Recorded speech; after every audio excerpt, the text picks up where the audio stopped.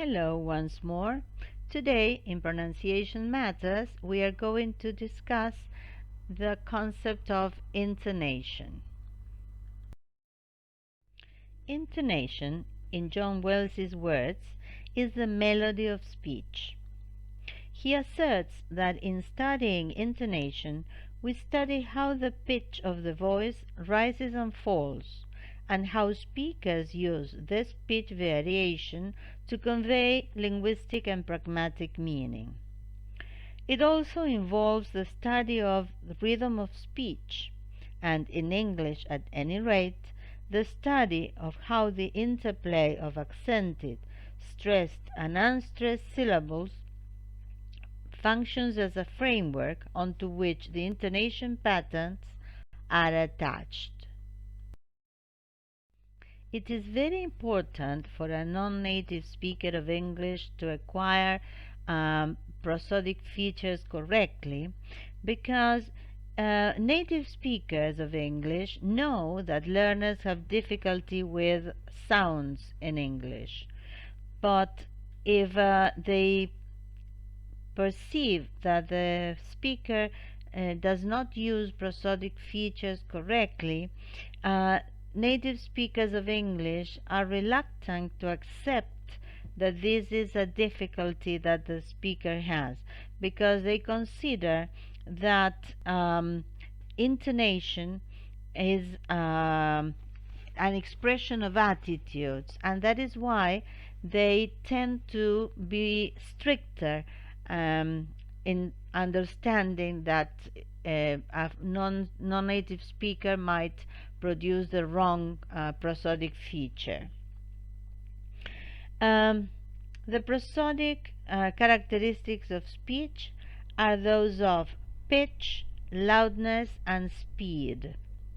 These combine together to make up the rhythm of speech and are combined in turn with stretches of silence to break up the flow of speech. It is clear that different languages differ in their prosodic characteristics. So, simply transferring the prosodic pattern from one's mother tongue to a foreign language contributes to making you sound foreign and may quite possibly lead to your being misunderstood by other speakers. Stress is realized by a combination of loudness, pitch, and duration. In English, there are a few pairs of words distinguished just by stress. For example, below and below, or import and import. However, the English habit of weakening unstressed vowels means that most pairs of words differing in stress often also have differences in their vowel sounds, so that the distinction is not carried by stressed only. Nevertheless, English is a stressed language.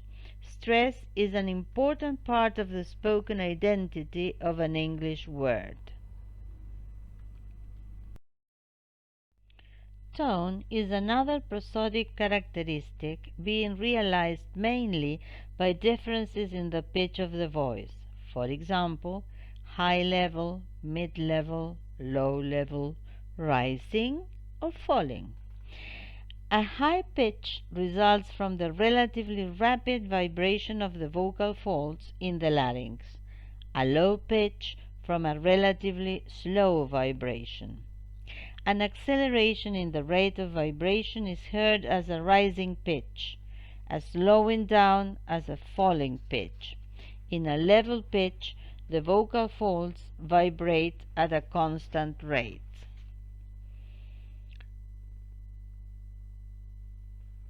English uses tone for intonation.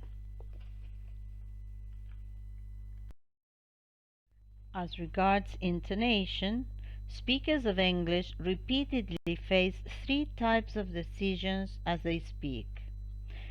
They are how to break the material up into chunks, what is to be accented, and what tones are to be used.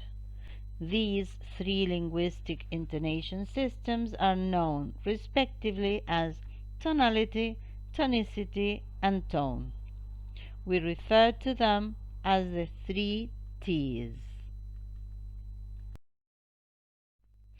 In John Wells's words, it may be well the case that English makes more elaborate use of intonation to signal meaning than do most other languages.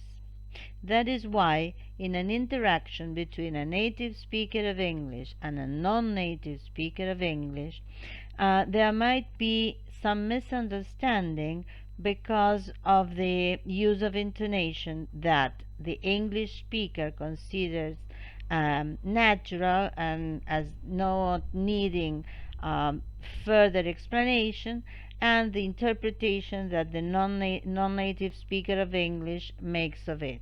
That is why learning about the functions of English intonation might help us to understand native speakers better. The most obvious role of intonation is to express our attitudes and emotions. We use tone to express shock, surprise, pleasure, boredom, sarcasm, etc. Intonation also has a grammatical function. By means of tonality, we mark the beginning and end of grammatical units such as clause and sentence.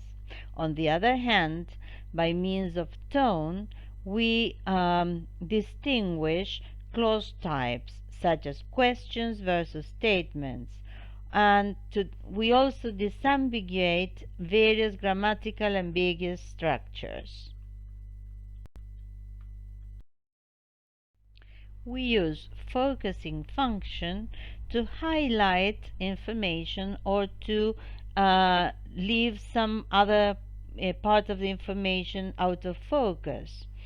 We use tonicity in order to mark what is new and to highlight it as opposed to something which is already known. When we combine accentuation with the choice of tone to present some longer stretches of the message as constituting the foreground of the picture we paint, while leaving other stretches as the background, we say that we are using the pragmatic function of intonation.